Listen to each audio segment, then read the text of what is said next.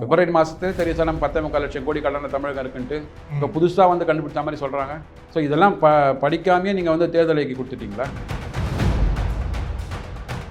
எல்லாமே வந்து மத்திய அரசாங்கம், மோடி அரசாங்கம், அமித்ஷா கொண்டு வருகின்ற சட்டங்களை வந்து எதிர்க்க வேண்டும் என்ற தெரியல. குவளை நடைமுறைன்னா உங்களுக்கு என்ன தெரியும்ல? சொல்லியிருக்க ஒரு வாட்டி மக்களுக்கு புரிஞ்சிடும். அதாவது நமக்கு கீழே இருக்கிறவங்க அந்த குவளையில் தான். இப்போ ஜோசப் விஜய் வந்திருக்கிறாரு. அவர் யார்? கிறிஸ்டின். ஆமாம். ஃபினான்ஸ் மினிஸ்டர் யார்? கிறிஸ்டின். சபாநாயகர் யார்? கிறிஸ்டின் தான். இல்லை சார், டீலிமிட்டேஷன் நேற்று கூட்டியிருக்காங்க மீட்டிங் முந்தா நேற்று. அதுக்கு திமுகலாம் கலந்து கொள்ளலையே, அந்த கூட்டணி வரவே இல்லையே, ஏடிஎம் கலந்து கொள்ளலையே. அது ஏன்னா பை த பீப்பிள் நேயர்களுக்கு வணக்கம். பல்வேறு அரசியல், பொருளாதார, சமுதாய பிரச்சனை ஆலோசனை நிகழ்ச்சியில் இன்று நம்முடைய அரசியல் விமர்சகர் சுப்பிரமணியம் வந்திருக்கார். வணக்கம் சார். சார் வணக்கம். வணக்கம் சார். நீ முக்கியமான ஒரு தீர்மானம் நிறைவேற்றப்பட்டிருக்கிறது. அதாவது தமிழ்த்தாய் வாழ்த்து பிரதானமாக பாடப்பட வேண்டும் அரசு விழாக்களில் மற்றும் பள்ளி, கல்லூரி போன்ற நிகழ்வுகளின்ட்டு முதல்வர் விஜய் அந்த தீர்மானத்தை நிறைவேற்றுகிறார். கிட்டத்தட்ட 4 நிமிஷம் அந்த தீர்மானம் நிறைவேற்றப்பட்டிருக்குது. இது 1921 இது மாதிரி திமுக ஆட்சியில் நிறைவேற்றப்பட்டிருக்குன்னு சொல்லியிருக்கு. அதே மாதிரி வந்து எடப்பாடியார் வந்து இது மாதிரி எம்ஜிஆர் ஆட்சி காலத்திலே வந்து மாநாடு, மதுரை மாநாட்டில் இதை பற்றி பேசியிருக்காங்க அப்படிலாம் சொல்லியிருக்காரு. ஸோ தமிழ்த்தாய் வாழ்த்தை என்னமோ பாஜகவும் மத்திய அரசும் ஏதோ நசுக்குவத மாதிரியும் அது மாதிரி ஒரு பிரமையை கொண்டு வந்துட்டு இருக்காங்க, பிம்பத்தை உருவாக்கிட்டு இருக்காங்க. இது எப்படி சார் பார்க்குறீங்க?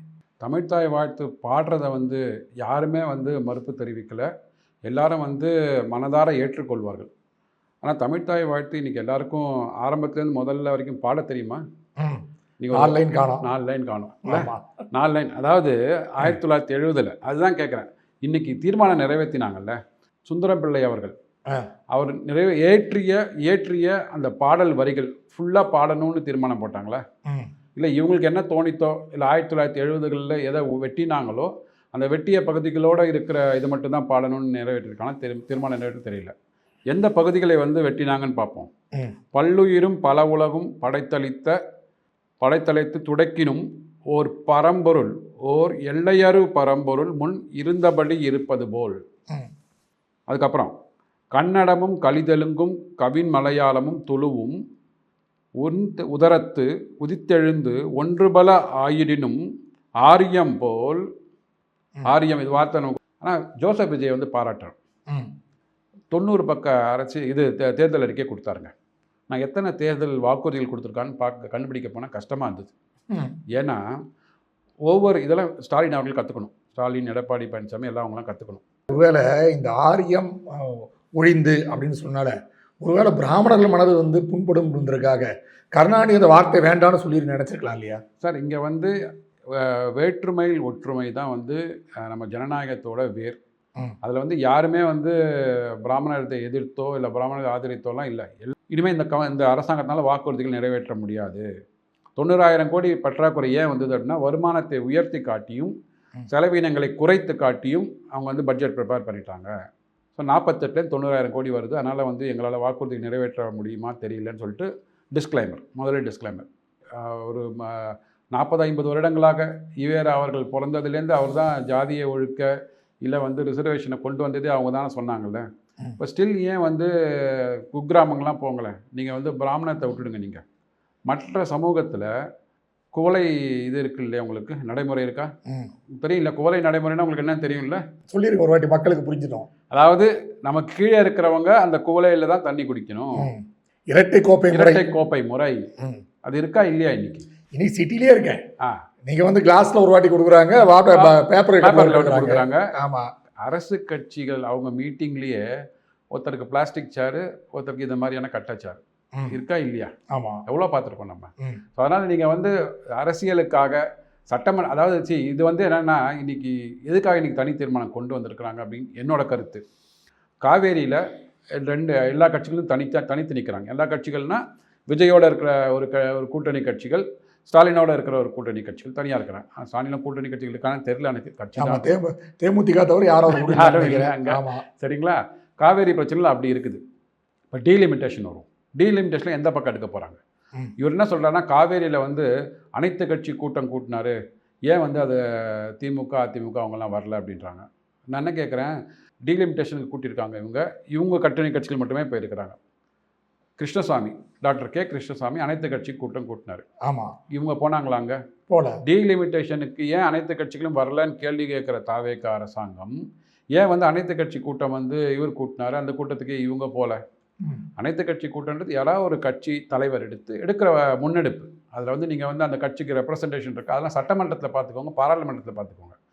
உங்கள் அந்த தலைவர் வந்து தமிழர் நலன் சார்ந்து ஒரு கோரிக்கை வைக்கிறாரு. எல்லாரும் கூட இருக்கிறாங்க அன்றைக்கி. நீங்கள் ஏன் இல்லை? கம்யூனிஸ்ட் தோழர்கள் அங்கே இல்லை, காங்கிரஸ் அங்கே இல்லை, தாவேகா இல்லை. அப்போ நீங்கள் மட்டும்தான் அனைத்து கட்சி கூட்டம் கூட்ட முடியுமா? இது என்ன ஒரு பெரியண்ணன் மனப்பான்மை? எனக்கு வந்து ஆட்சி மன்றத்தில் வந்து அதிகாரம் இருக்குது சார். டீலிமிட்டேஷன் நேற்று கூட்டியிருக்காங்க மீட்டிங் முந்தானேது. அதுக்கு திமுகலாம் கலந்து கொள்ளலையே, அந்த கூட்டணி வரவே இல்லையே, ஏடிஎம் கலந்து கொள்ளலையே. அது ஏன்னா அவங்களுக்கு உண்மை தெரிந்து விட்டது. நீங்கள் என்ன சொன்னீங்க? டீலிமிட்டேஷன் வந்தால் அவர்லாம் இது நெருப்பு வச்சு பற்ற வச்சார்ல டீலிமிட்டேஷன் பில்லு, ப்ரப்போஸ் பண்ண பில்லை. அதுக்கப்புறம் என்ன சொன்னாங்கன்னா, அமித்ஷா அவர்கள் ரொம்ப தெளிவாக சொன்னார். 16th April 2026 ஐ திங்க் அங்கே பாராளுமன்றத்துக்கு போகின்ற எம்பிக்கள்லாம் அந்த உரையை கேட்டிருப்பாங்க. அவரோட அந்த ஆன்சரை வந்து வாங்கி பார்த்துருப்பாங்க. அதை வந்து கண்டிப்பாக தமிழகத்தில் இருக்கிற எம்பிக்கள், எம்எல்ஏக்கள், பொதுமக்களுக்கு வந்து அது கொடுக்க ஆரம்பிக்கணும். 16 April 2026 என்ன சொல்கிறார் அப்படின்னா, தென்னிந்தியாவில் உள்ள அந்த சதவிகிதம் வந்து குறையவே குறையாது. கிட்டத்தட்ட 24% மட்டும் ஒட்டுமொத்த 543 தொகுதிகளில் 24% வந்து நமக்கு தமிழகம் உட்பட தென்னிந்தியாவுக்கு இருக்குது. இதுதான் வந்து 810 மாறும்போது அப்படியே இருக்க போகுது. 24% அப்படியே இருக்க போகுது. ஒரு துளியும் மாறாதுன்னு சொல்லிட்டு ஒவ்வொரு மாநிலத்திற்கும் எவ்வளோ நமக்கு 39 இருக்குதுங்களா, 40ன்னு வச்சுக்கோங்க. இப்போ வரப்போகிறது 59. 39லேருந்து 59, 20 சீட் ஏறப்போகுது. 20/40 50%. ஒவ்வொரு மாநிலத்துக்கும் கணக்கு போட்டு கொடுத்துருக்குறாங்க. இன்னொன்று, டீலிமிட்டேஷன் வந்தால் வரப்போகிற இடைத்தேர்தலே நமக்கு வந்து ஆட்சி போயிடும், இல்லை வரப்போகிற 2029 ஆட்சி போயிடும், அது மாதிரிலாம் கிடையாது. அவங்க என்ன சொல்லியிருக்கிறாங்கன்னா, இந்த டீலிமிட்டேஷன் இந்த கொண்டு வருகின்ற புதிய 810 பாராளுமன்ற சீட்ஸ் வந்து 2029 வரைக்கும் இது வந்து நடைமுறைக்கு வராது. இப்போ மக்கள் தொகை கணக்கெடுப்பு இருக்குது. அதுக்கப்புறம் 33% வந்து மகளிர் இட ஒதுக்கீடு கொடுக்கணும். இதெல்லாம் கடந்து முடிந்ததுக்கப்புறம் 2020 எனக்கு என்னென்னா 2029 புள்ளி வைத்த கூட்டணி இப்போ எங்கே இருக்குன்னு தெரியல, ஆட்சிக்கு வரமாட்டாங்கன்னு முடிவு பண்ணிட்டாங்க அவங்க. மத்திய அரசாங்கம் என்ன சொல்கிறேன்னா, சார் 2029 முடியும் தருவாய் வரைக்கும் இந்த 543 சீட்டு தாங்க செல்லுபடி ஆகும். எப்படி இது இப்போ வழக்கத்துக்கு கிட்டத்தட்ட உங்களுக்கு 2034 தான் வரும்னு நினைக்கிறேன். இந்த இதில் 29க்கு அப்புறம் நடைபெறுகின்ற சட்டமன்ற தேர்தலில் வரும். அப்போ கூட நாடாளுமன்றம் கிடையாது. நாடாளுமன்றம் சார், அதுதான் நான் சொல்கிறேன். அப்போ என்ன பிரச்சனை அப்படின்னா, இவங்களுக்கு வந்து 2029 இல்லை ஒஸ்ட் கேஸ், இது சட்டம் இயற்றிட்டாங்க. ஓகே, 2028 இது வந்துடுச்சு, இல்லை 29 வருது வச்சுக்கோங்களேன். அப்போ நீங்கள் வின் பண்ணிட்டீங்க வச்சுக்கோங்க, அந்த நம்பிக்கை அவர்களுக்கு இல்லை. நமக்கு இருந்தால் கூட அவங்களுக்கு ஒரு துளி கூட கிடையாது. ரைட்டுங்களா? அப்போ வந்து நீங்கள் வெற்றி பெற மாட்டேன்னு சொல்லிட்டு இன்றைக்கே எழுதி வச்சிட்டிங்க. அதனால் நீங்கள் வெற்றி பெற்று வந்துட்டிங்கன்னா இந்த 810 சீட்டை வந்து உங்களோட ப்ரொபோர்ஷன் படி நீங்கள் என்னென்னா மாற்றிக்கலாம் பண்ணி புது சட்டத்தை கொண்டு வரலாம்ல. ஆட்சி அதிகாரம் வந்துடுச்சுன்னா கண்டிப்பாக நீங்கள் மாற்ற முடியும். உங்களுக்கு ஒரு 2/3 மெஜாரிட்டி வந்ததுன்னா கான்ஸ்டியூஷனல் அமெண்ட்மெண்ட்டை நீங்கள் கொண்டு வரலாம். ஆனால் உங்களுக்கு வர முடியாது என்ற ஒரு நம்பிக்கை இருக்கிறதுனால வராத ஒரு பில்லை இன்னும் யாருமே ஒப்புதல் கொடுக்கல, கிளியராக டேட்டாவும் கொடுக்கல. இப்போ தான் கொடுத்து எல்லாம் டீட்டெயிலாக அனலைஸ் பண்ணிட்டு வந்துட்டுருக்காங்க. அதை உங்களுக்கு கொடுக்கும்போது அதை படித்து விட்டு அந்த எந்த மாநிலங்கள் வந்து பாதிக்கப்பட்டிருக்குன்னு சொன்னீங்கன்னா அதை எடுத்து பேசலாம். அதுக்கு முன்னாடியே வந்து அவர் என்ன பண்ணுறாருன்னா அதை ஃபயர் வச்சு எரிக்கிறார் அவர். இப்போ போஸ்டர்ஸ்லாம் பெரிய பெரிய போஸ்டர்ஸ் மாநிலங்களின் உரிமையை வந்து தடுக்காதே ஒடுக்காதே சொன்னாங்க. ஹிந்தி வாசஸ் தமிழ்நாடு அழகாக இன்னைக்கு கொடுத்துருக்குறாங்க. தென்னிந்தியா வந்து கண்டிப்பாக உறுதிமொழி கொடுத்துருக்குறாங்க. ப்ரெஸ் இன்ஃபர்மேஷன் பேரோவில் அந்த பாராளுமன்றத்தில் அவர் பேசிய உரை வந்து ஒவ்வொரு மாநிலத்திற்கும், குறிப்பாக தென்னிந்திய மாநிலங்களுக்கு அழகாக கொடுத்து 24% பிரித்து கொடுத்துருக்காரு. தமிழகத்துக்கு வந்து 7.3%, 7.23 நினைக்கிறேன் டு பி ப்ரிசைஸ். இப்போ 7.24% வருகிறது. 0.01 ஏறி இருக்குது. 39லேருந்து 20 சீட்டு கொடுத்துருக்காங்க எக்ஸ்ட்ரா. ஏன்னா 39 டிவைடட் பை 2 பார்த்தீங்கன்னா 19.5 வரும். ரவுண்ட் ஆஃப் பண்ணி 20 சீட்டை கொடுத்து 59ன்னு வருது. இப்போ எந்த விதத்தில் உங்களுக்கு ப்ரொபோஷனல் ரெப்ரசன்டேஷன் குறைஞ்சி போய்டும் உங்களுக்கு? சார், இப்போ இவங்கெல்லாம் பயமுறுத்துறது என்னென்னா, விஜய் ஆட்சி எல்லாத்தையும் ஒரு பயப்படுறது என்னென்னா, இந்த ஒரே நாடு ஒரே தேர்தல் வந்துடும் அதுக்குள்ளே. அப்படி 29 வந்து ஒரே நாடு ஒரே தேர்தல் வரக்கூடிய சூழ்நிலை இருக்குன்னு விஷயத்தையும் பேசிட்டாங்க இல்லையா சார்? அப்படி கோல் போஸ்ட்டை மாற்றினே போகும். கோல் போஸ்ட் இப்போ என்னாச்சு, இப்போ உங்களுக்கு டீலிமிட்டேஷனில் இப்போ கிளாரிஃபிகேஷன் வந்துடுச்சா உங்களுக்கு? சரியா? ஒரே நாடு ஒரே தேர்தல் எப்போ வரும்? அது எனக்கு தெரிஞ்சு இந்த பார்லிமெண்ட் செஷனில் எந்த விதமான பேசு பொருளும் இல்லை சார். அப்படி வந்தால் கூட நீங்கள் வந்து கண்டிப்பாக வந்து உங்களோட ஆப்போசிஷன் லீடர்ஸ்லாம் சேர்ந்து அதை ப்ரொடெஸ்ட் பண்ணுங்களேன், கன்ஸ்ட்ரக்டிவாக கொண்டு வாங்களேன். ஏன் வந்து ஒரே நாடு ஒரே தேர்தல் வேண்டாம்? எனக்கு நினைவு தெரிஞ்சால் நான் இந்த கரெக்டாக கொண்டா கருணாநிதி அவர்களே ஒரே நாடு ஒரே தேர்தல் ஓணுன்னார். ஆமாம், சொல்லியிருக்காரு. ஆமாம், இல்லைங்களா? ஏன்னா வந்து அனாவசியமாக நீங்கள் வந்து நெஞ்சுக்கு நீதி புத்தகத்தில் எழுதியிருக்காரு. ஆமாம், 30 கோடி மக்கள் இருந்தபோது 40 கோடி மக்கள் இருந்த போதில் நீங்கள் வந்து உங்களுக்கு தோணிய போதில் நடத்தலாம். அப்போ கூட நம்ம நடத்தலை. I think later Indira Gandhi அம்மையார் வந்ததுக்கப்புறம் தான் அந்த வந்து மாற்றினாங்க எல்லாமே. ஸோ இன்றைக்கி காலத்தின் கட்டாயம் 145 கோடி மக்களுக்கும் வந்து ஒரு 4-5 மாதத்துக்கு பார்த்தீங்கன்னா ஒரு சட்டமன்றத்துக்கு தேர்தல் வருது. சட்டமன்ற தேர்தல்னு பார்த்தீங்கன்னா ஒரு சில வெளிநாடுகளெல்லாம் கம்பேர் பண்ணும்போது 2 நாடுகளுக்கு உண்டான தேர்தல் மாதிரி இருக்குது. அது தமிழ்நாடுலாம் 8 கோடி, சில நாடுகள்லாம் பார்த்தீங்கன்னா 2 கோடி மக்கள் தொகை கூட கிடையாது. ஸோ 4-5 நாடுகளோட ஒட்டுமொத்த மக்கள் தொகை கொண்ட தமிழ்நாடுக்கு வந்து தேர்தல் உடனே வருந்த போது நமக்கு இன்றைக்கி இருக்கிறதுல பார்த்தீங்கன்னா டிஜிட்டலைஸ்ட் எக்கானமியில் பார்த்தீங்கன்னா ஈஸியாக மாநிலத்துக்கும் ஒரு தேர்தல் ஒரே நேரத்தில் வச்சுக்க முடியும், மத்தியக்கும் வச்சுக்க முடியும். ஸோ எல்லாரும் வந்து ஆப்போனன்ட் பார்ட்டிக்கு இன்னும் ஈஸி. ரீஜனல் பார்ட்டிஸ்க்கு எஸ்பெஷலி பிஜேபியை எதிர்க்கின்ற ரீஜனல் பார்ட்டிஸ்க்கு நீங்கள் ஒரே இதில் வந்து பரப்புரை பண்ணிங்க வச்சுக்கோங்களேன், அவர்களுக்கு வந்து ஈஸி. அதாவது அவங்க மத்தியில் வந்து பிஜேபி வேண்டான்னு சொன்னால் மாநிலத்தில் அதே நிலப்பாடு தான் எடுக்கிறாங்க. அப்போ ஈஸியாக நீங்கள் வந்து ஆப்போசிஷன் கன்சாலிடேட் ஆவதற்கான வாய்ப்புகள் இருக்குது. இவங்க அது வேண்டான்னு நினைக்கிறாங்க. எல்லாத்துலேயும் இப்போ பார்த்தீங்கன்னா டிஎம்கே பார்த்தீங்கன்னா நேற்று கூட ஒரு பாதிரியார் கூட்டம் நடத்தியிருக்காங்க, ஸ்டாலின் தலைமையில் நடைபெற்றிருக்கிறது. ஏன்னா கடந்த தேர்தல் ஒரு பேரிடர் அவங்களுக்கு, இதை பற்றி எதிர்பார்க்கல. கிறிஸ்துவர்கள் வந்து நமக்கு எதிராக போவாங்கன்னா எதிர்பார்க்கல. இப்போ அவர் கூட்டியிருக்காரு எல்லா கிறிஸ்துவ பால் தினகரெல்லாம் கலந்துக்கிட்டு இருக்காங்க. இப்போ அதில் சொல்லியிருக்காரு, இந்த டீலிமிட்டேஷனை வந்து நாங்கள் ஆதரிக்க போகிறோம், வெளிநடப்பு மாதிரி பண்ணிட போகிறோம், உள்ளே இருந்து ஆதரிக்க போகிறோம், வெளிநடப்பு பண்ணிடுவோம், அது மாதிரி பண்ணிட போகிறோம். ஆனால் வந்து எஃப்சிஆர்ஏ இது வரும்போது கண்டிப்பாக நாங்கள் வந்து உங்களுக்கு ஆதரித்து ஏதாவது நாங்கள் பண்ணுவோம், அப்படி எப்படி பாஜகவோட கூட்டணி நாங்கள் அமைப்போது உறுதியாக இருக்கிற சூழ்நிலை போயிட்டுருக்கு இப்போது. ஸோ அப்போ வரும்போது எஃப்சிஆரை வந்து கொண்டு வராமல் நான் பார்த்துக்கிறேன் அப்படின்னு ஒரு உறுதிமொழி அளித்திருக்கிறார்ன்ட்டு ஒரு செய்தித்தாளில் நீங்கள் செய்தி வந்திருக்கு. அதை எப்படி சார் பார்க்குறீங்க? இதே இரட்டை நிலைப்பாடு. உங்களுக்கு வந்து ஆதரிக்கணும்னா உள்ளேருந்தே ஆதரிக்க வேண்டியதானே. அதான் யாருமே நீங்கள் என்ன கொலை குத்தமாக பண்ணுறீங்க? ஒரு நாட்டுக்கு வந்து ஒரு நல்ல சட்டம் வருது, உங்களுக்கு பிடிச்சிருக்கு, நீங்கள் ஆதரிங்க, அதை பற்றி தவறே இல்லையே. அதுக்காக நான் வந்து வெளிநடப்பு செய்து அந்த அந்த பாராளுமன்றத்தோட எண்ணிக்கையை குறைத்து அதன் மூலமாக 2/3 அவங்களுக்கு கிடைச்சிது, இதெல்லாம் எதுக்கு சார்? இது வந்து தமிழகத்துக்கு நான் 39% 20% 50% கூட்டி கேட்டாங்க, கொடுத்துட்டாங்க. 59 ரைட் ராயில் நான் ஓட்டு போட போகிறேன். மக்கள் அதுக்காக தான் உங்களுக்கு தேர்ந்தெடுத்துருக்குறாங்க. தமிழக மக்கள் வந்து 59 சீட் வந்துட்டுனா ஹாப்பியாக இருக்கிறாங்க, அதை நீங்கள் ரெப்ரசன்ட் பண்ணுங்களேன். அதுக்கு மட்டும் நான் வந்து வெளியில் போயிடுவேன். எஃப்சிஆர்ஏன்னு இருக்கும்போது உள்ளே இருந்து எதிர்ப்பேன். எஃப்சிஆர்ஏன்றது என்னதுங்க? அதாவது வெளிநாடுகளிலிருந்து இங்கே இந்தியாவில் வந்து ஒரு என்ஜிஓ நடக்குது அப்படின்னா, ஸோ வெளிநாடுகளின் பணத்தின் மூலமாக அது எஜுகேஷனாக இருக்கட்டும், ஹெல்த் கேராக இருக்கட்டும், இல்லை நல்ல சோஷியல் ஆக்டிவிட்டீஸ் நடத்துவதற்கான ஒரு ஃபண்ட் அங்கேருந்து வர்றது தான். இங்கே அவங்க என்ன சொல்கிறாங்கன்னா, எல்லாமே வந்து ஒரு பேங்க் அக்கௌண்ட்டில் வரட்டும், ஒரு கண்ட்ரோல்டு பேங்க் அக்கௌண்ட்டில் இருக்கும்போது உங்களுக்கு எந்த நாட்டிலேருந்து பணம் வந்ததுன்னு தெரியும், யார்கிட்டேருந்து பணம் வந்ததுன்னு தெரியும், இது எதற்காக வந்து உபயோகப்படுத்தப்பட்டதுன்னு தெரியும். இந்த ஆடிட் ட்ரையல், அக்கௌண்டபிலிட்டி, டிரான்ஸ்பரன்சியை கொண்டு வருவதற்காக எஃப்சிஆர்ஏவை கொண்டு வந்திருக்காங்க. இப்போ அமெண்ட்மெண்ட் கொண்டு வந்திருக்கிறாங்க. இதில் எத்தனையோ வந்து மற்ற சமுதாயத்தினர், மற்ற மதத்தினரும் வந்து பாதிக்கப்படுவதற்கு வாய்ப்பு இருக்குது. ஏன் பாதிக்கப்படுறாங்கன்னா ஒழுங்காக நம்மளால் டாக்குமெண்ட் ப்ரொடியூஸ் பண்ண முடியல, வந்த பணத்துக்கு கணக்கு காமிக்க முடியல. நீங்கள் என்ன சொல்கிறீங்கன்னா வந்து என்ன சொல்கிறாங்க, இப்போ உங்களுக்கு $100 வருது வச்சுக்கோங்களேன், அது $50 கணக்கு எழுதிடுறோம். என்ன கணக்கு எழுதுகிறோம்? நான் போய் ஹோட்டலில் போய் சாப்பிட்டேன், டாக்ஸியில் போனேன், ஹோட்டலில் தங்கினேன், வந்த பர்பஸ் வந்து டிஃபீட் ஆகுது. இது அந்த பர்பஸ் டிஃபீட் ஆகக்கூடாது. முன்னாடியில் 50% வந்து கேப் வச்சுருந்தாங்க அட்மினிஸ்ட்ரேட்டிவ் எக்ஸ்பென்சஸில். சார் அவனுக்கு படிப்பு இல்லைன்னு சொல்லிட்டு அவங்க வந்து பணம் அனுப்புகிறான், நீங்கள் அதை பாதியை ஆட்டையில் போட்டிங்க அப்படின்னா அந்த பர்பஸ் டிஃபீட் ஆகுதுல்ல. இல்லை சார், ரெலி மோர் அப்படின்ட்டு ஒரு எம்பி, அமெரிக்கன் எம்பி, அவரே சொல்லியிருக்காரு, இது வந்து ஒரு கிறிஸ்துவ இந்துக்களுக்கு இடையே வந்து பிரச்சனை ஏற்பட மாதிரி இருக்குது. இதெல்லாம் கிறிஸ்துவரில் வந்து நசுக்கிற மாதிரி இந்த விஷயம் இருக்குது. இதன் மூலமாக அமெரிக்கா மற்றும் இந்தியாவோட அந்த பிணைப்பு இதெல்லாம் முறிந்து விடும். ஸோ இதை கொண்டு வரக்கூடாது அப்படின்னு அவர் சொல்லியிருக்காரு. சார், அரசாங்கத்தோட கடமை என்ன? மக்களை பாதுகாப்பது, கல்வி, சுகாதாரம், மருத்துவம், இராணுவம். கல்வி கொடுக்க வேண்டியது அரசாங்கத்தோட கடமை. இட்ஸ் இந்த கன்கரண்ட் லிஸ்ட். மத்திய அரசாங்கமும் மாநில அரசாங்கமும் சேர்ந்து கொடுக்கணும். எதற்காக நான் இன்னொருத்தர்கிட்ட போய் கையெழுதணும்? எதுக்கு இங்கே வராங்க? மோட்டிவ் என்ன சார்? நான் என்ன கேட்குறேன், நீங்கள் வந்து வெறும் கிறிஸ்துவ மதத்தை சார்ந்தவர்களுக்கு மட்டுமே தான் நீங்கள் படிப்பு சொல்லிக் கொடுக்கணுமா? ஏன் வந்து இஸ்லாம் மதம், ஏன் புத்த மதம், சமண மதம், ஜெயின், இந்து மதம் இருக்குது, அவங்களுக்குலாம் வந்து கல்வி சொல்லிக் கொடுக்க வேண்டாமா? ஏன் வந்து இதை மட்டும் நீங்கள் போட்டு கிறிஸ்டியன் அண்ட் ஹிந்து போலரைசேஷன் கொண்டு வரீங்க?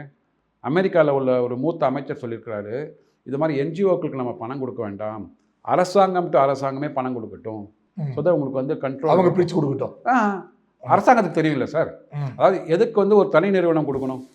இதுக்கு ஒத்துக்கோங்களேன். இப்போ வந்து எஃப்சிஆர்ஏ வந்து தனி நிறுவனத்துக்கு தான் வந்து செக் வைக்கிறாங்கன்ற. நான் சொல்கிறேன் சார், எனக்கு பணம் வேணாம் சார், எங்கள் மேலே நம்பிக்கை இல்லைன்னு சொல்கிறீங்க. ஒரு என்ஜிஓ சொல்லுது, எங்கள் அரசாங்கத்துக்கு கொடுத்துருங்க. கேரளாவில் என்ஜிஓ இருக்குது, கேரளா அரசாங்கத்துக்கு கொடுத்துருங்க. அங்கே இருக்கிற அரசாங்கம் எங்களுக்கு பிரித்து கொடுக்கட்டுமே, அவங்க கணக்கு கொடுத்துக்கிட்டுமே, நீங்கள் அரசாங்கத்து மேலே நம்பிக்கை வச்சுக்கோங்க அப்படின்னு மத்திய அரசாங்கத்துக்கு ஏன் வந்து பில்லை ப்ரொப்போஸ் அமெண்ட்மெண்ட் கொடுக்கக்கூடாது? ஸ்டாலின் நீங்கள் இவ்வளோ பேசுகிறாருல, அவர் சொல்லலாம்ல, சார் எங்கள் அரசாங்கம் மேலே தான் உங்களுக்கு நம்பிக்கை இல்லைன்றீங்க இல்லையா, இது நாங்கள் நடத்த மாட்டோன்றோம். இப்போ ஜோசப் விஜய் வந்திருக்கிறாரு, அவர் யார்? கிறிஸ்டின். ஆமாம். ஃபினான்ஸ் மினிஸ்டர் யார்? கிறிஸ்டின். சபாநாயகர் யார்? கிறிஸ்டின் தான். உங்கள் மேலே நம்பிக்கை இருக்குதுல்ல, அந்த அரசாங்கத்துக்கு கொடுங்களேன். யூஎஸ்லேருந்து ஒரு கிறிஸ்துவ அரசாங்கம் அங்கே இருக்குது, அங்கேருந்து உள்ள இந்த கிறிஸ்துவ அரசாங்கத்துக்கு கொடுங்களேன். நீங்கள் நடத்தி காமிங்களேன், கரெக்டாக போதுன்னு சொல்லிட்டு பணம். அதுக்கப்புறம் பார்ப்போம் நம்ம. எல்லாமே வந்து மத்திய அரசாங்கம், மோடி அரசாங்கம், அமித்ஷா கொண்டு வருகின்ற சட்டங்களை வந்து எதிர்க்க வேண்டும் என்றால் எதிர்க்கலாம். பட் அது வந்து நீங்கள் கன்ஸ்ட்ரக்டிவாக எதிர்க்கும் போது மக்களுக்கு வந்து இது கரெக்டு தப்புன்னு புரியும்.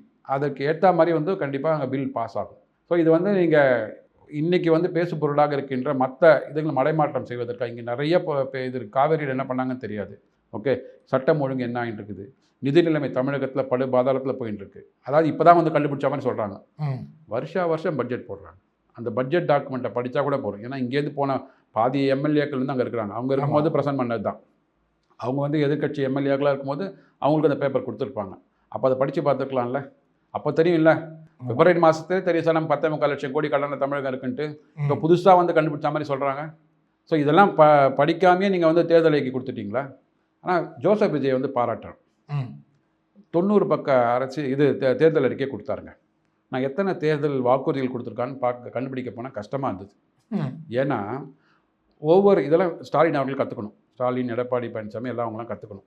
ஒவ்வொரு துறை சார்ந்து ஓகே, ஒவ்வொரு டிபார்ட்மெண்ட்லையும் போட்டு 1 2 3 4 கல்வினா ஒரு 8 கொடுக்குறாங்க, போக்குவரத்துனா 5 கொடுக்குறாங்க. அடுத்து பார்த்தீங்கன்னா புது சீரியல் நம்பர் ஆரம்பிச்சிருது. ஸோ ஒரு கிட்டத்தட்ட 90 பக்கத்துக்கு ஒரு 70 துறைகளுக்கு வந்து 1 2 3 4 1 2 3 4 1 2 3 4 போட்டால் யார் கூட்டி பார்க்குறாங்க? முன்னாடிலாம் நமக்கு தெரியும் 2021 டிஎம்கே தேர்தல் வாக்குறுதினா 505 வாக்குறுதி. ஆமாம். ஏன் அப்படின்னா இப்போ அவங்களுக்கு தெரியல, அரசியல் அனுபவம் இல்லை. 1 2 3 4 போட்டு கரெக்டாக 505 வரைக்கும் போட்டு திருச்சி மாநாட்டில் ஒன்று 7 வாக்குறுதிகளை கொடுத்து 512 ஆக்கினாங்க. அதில் தான் வந்து பார்த்தீங்கன்னா 100% நிறைவேற்றிட்டாங்க. அப்புறம் 10ன்னாங்க, 8ன்னாங்க, யார் என்ன நம்பர்னே தெரியாமல் போயிடுது. இப்போ இவர் வந்து கிளவராக பண்ணிட்டார். இப்போ நீங்கள் கூட்டியே பார்க்க முடியாது. ஆனால் ஒரு அரசியல் விமர்சகர் பார்த்துட்டார், 392 வாக்குறுதிகள் கொடுத்துருக்குறாங்க. 505 இப்போ 392 வந்திருக்கிறாங்க. ஸோ 392 வாக்குறுதிகளை வந்து இனிமே பார்த்தீங்கன்னா ஒவ்வொன்றா பார்க்க ஆரம்பிப்பாங்க. ஸோ 392 எவ்வளோ நிறைவேற்ற போகிறீங்க? ஸோ இது 392 வாக்குறுதிகள் கொடுக்கறதுக்கு என்ன செலவாகும் உங்களுக்கு தெரியும். நீங்கள் அரசியலை வந்து 2.5 வருஷத்துக்கு முன்னாடி கட்சி ஆரம்பிச்சிட்டிங்க, அப்பயே பார்த்துட்டு இருக்கிறீங்க. அப்பயே வந்து வாக்குறுதிகள்லாம் திமுக நிறைவேற்றலைன்னு சொல்லிட்டீங்க. ஆமாம். ஏன் நிறைவேற்றலைன்னா பணம் இல்லை, காலி ஆயிடுச்சுன்னு சொன்னீங்க. அப்போ நீங்கள் இந்த 392 ப்ரிப்பேர் பண்ணி கொடுக்கும்போது ஒவ்வொரு வாக்குறுதிக்கு எவ்வளோ செலவாகும்னு போட்டு பார்த்து தானே கொடுத்துருக்கணும். ஸோ இது வந்து ஒரு மக்களை வந்து சரி அவங்கெல்லாம் வந்து மறந்து போயிடுவாங்க, அவ்வளோதான். அதன்படி இந்த வாக்குறுதிகளை ப்ரிப்பேர் பண்ணி இன்றைக்கி தேர்தல் இந்த அரசாங்கம் ஓடிக்கொண்டிருக்கிறது. சொல்கிற மாதிரி ஒரு ரியல் அரசாங்கமாக இல்லாமல் ஒரு ரீல் அரசாங்கமாக தான் ஓடிட்டுருக்கு. மக்கள் கண்டிப்பாக பார்த்துட்ருக்காங்க. இன்னொரு 6-8 மாதங்களில் இவங்களோட சாயம் எழுத்து போக ஆரம்பிக்கும். இல்லை சார், இப்போ திமுகவோட இப்போ நீங்கள் கூட இப்போ வேளாண் துறை பற்றி சக்கரபாணி போன்றவெல்லாம் எதிர்வினை ஆற்றி கொண்டிருக்கிறாங்க சட்டசபையில் பார்த்துட்டான். பட் அதுக்கும் வந்து நம்ம வேளாண் துறை அமைச்சர் வந்து வினோத் வந்து தப்பு தவறுமாக தமிழில் பேசி ஏதோ அவரும் விளக்கம் கொடுத்துக்கிட்டு இருக்காரு. பட் இதெல்லாம் வந்து இவங்க என்ன சொல்கிறாங்க, திமுக திருப்பி சொல்லுறதுலாம் நாங்கள் ஏற்கனவே பண்ணினது நீங்கள் எதுவும் பண்ணவே இல்லை, சும்மா வந்து சால்ஜாப் சொல்லினே இருக்கிறீங்கன்னு திமுக பக்கம் இப்போ விவாதம் நடந்து கொண்டே இருக்கிறது. இது எப்படி சார் இந்த வேளாண் அரசாங்கத்தை வேளாண் பட்ஜெட்லாம் சரியான லெவல் தான் போயிட்டுருக்கா, இல்லை இவங்க சொல்கிற மாதிரி இட்டுக்கட்டு கொடுக்கப்படுகிறதெல்லாம்? ஒன்றும் பண்ண முடியாது அவங்களால. ஏன்னா அந்த அளவுக்கு வந்து தமிழக நிதி நிலைமையை வந்து பாழாக்கி இருக்கிறார்கள். மக்களை வந்து ஒரு எக்ஸ்பெக்டேஷன்ஸ்லேயே வச்சுட்டு இருக்கிறாங்க. ஸோ வாக்குறுதி கொடுத்து அது மாதிரி தேர்தலில் வந்து வாக்குகளை பெற்று இந்த அரசாங்கம்லாம் வந்திருக்கு. இப்போது இந்த இன்ட்ரீம் பட்ஜெட் 2026 பிப்ரவரி மாதம் தாக்கல் பண்ணாங்க. அதில் வந்து 48,000 கோடி நிதி பற்றாக்குறை, ரெவென்யூ டெஃபிசிட்னு சொன்னாங்க, வருவாய் பற்றாக்குறைன்னு சொன்னாங்க. அப்புறம் வெள்ளை அறிக்கை கொடுத்தாங்க. மரியா வில்சன் வந்து வெள்ளை அறிக்கை கொடுத்தோன்னே சொன்னால் 48,000 கோடி அவங்க வந்து பற்றாக்குறை சொன்னது தவறு, 90,000 கோடி பற்றாக்குறை இருக்கும் அப்படின்னாங்க. ஸோ அப்பயே நெரேட்டிவ் செட் பண்ணிட்டாங்க. அப்போனா உங்களுக்கு என்ன தெரியும்னா, இனிமேல் இந்த அரசாங்கத்தினால் வாக்குறுதிகள் நிறைவேற்ற முடியாது. 90,000 கோடி பற்றாக்குறை ஏன் வந்தது அப்படின்னா, வருமானத்தை உயர்த்தி காட்டியும் செலவினங்களை குறைத்து காட்டியும் அவங்க வந்து பட்ஜெட் ப்ரிப்பேர் பண்ணிட்டாங்க.